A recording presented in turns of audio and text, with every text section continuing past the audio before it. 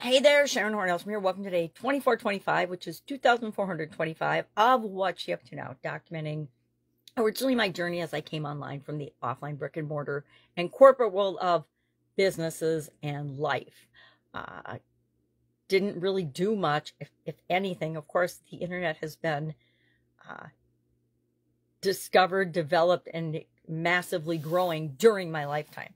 I am old enough to remember prehistoric days and times when the internet did not exist and we had to do things the old-fashioned way, which were kind of awesome. It made it easy to distinguish yourself in terms of effort and acts, etc. So today we're talking about a couple of things. I create a couple of pieces of content every day. The first is an annual challenge, the Let's Grow annual challenge. I think this is my 7th year in a row sharing it online. Prior to that, I did annual challenges, but I just did them for myself, which is kind of selfish.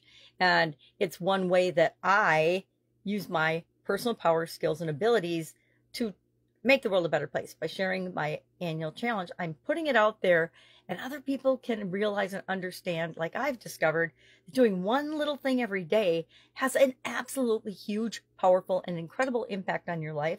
And not only on your life, but other people's life, because you're setting the example for them. If you're doing something consistently, a positive habit, a positive thing that makes the world a better place, other people see that. They might not say anything. They might even criticize or pick on you for it, but they know that you're making the world a better place. And by being an example, you're showing them that they could do that too.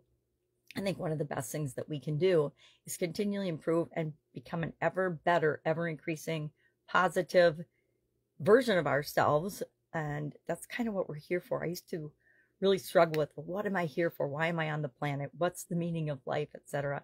And following my sudden cardiac arrest took me a while, but after pondering and studying and searching, I realized that each and every one of us has the same purpose here on life, to become the best possible version of ourselves. And at least that's my belief. It serves me well, and I think it serves other people well too.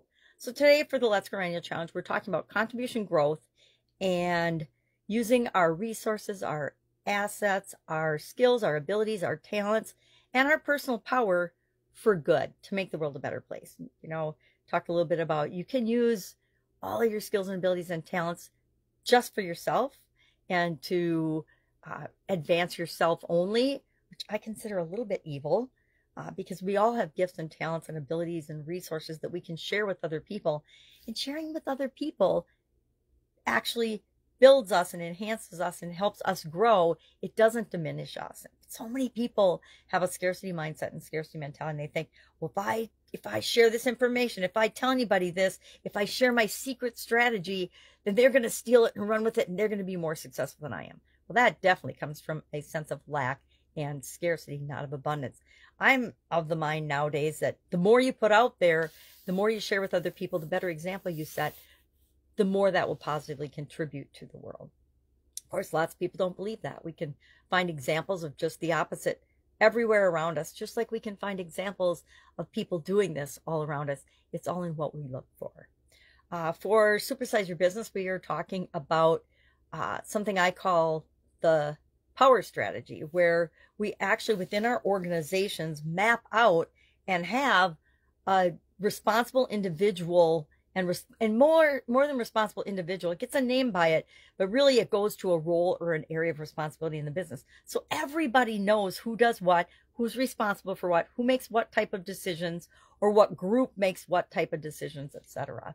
And it's, you know, goes beyond the org chart. It goes beyond our organizational charts. It goes beyond our who owns different action items. It's a lot more comprehensive guide. And it's a living, breathing document, just like all of our processes and procedures, that changes over time as the world changes, right?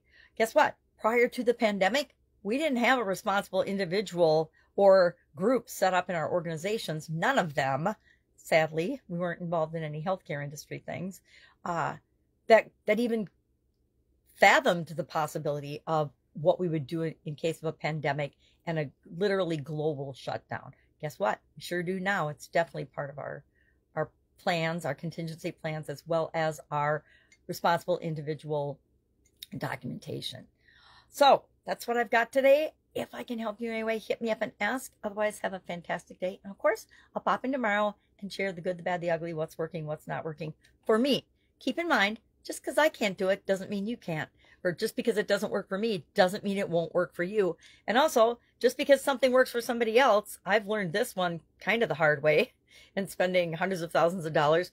Just because somebody else has figured out the perfect system for them doesn't mean it's going to be the perfect system for you. We always have to filter things through and make them our own, if that makes sense. All right, have a great day. And I'll, of course, do it tomorrow.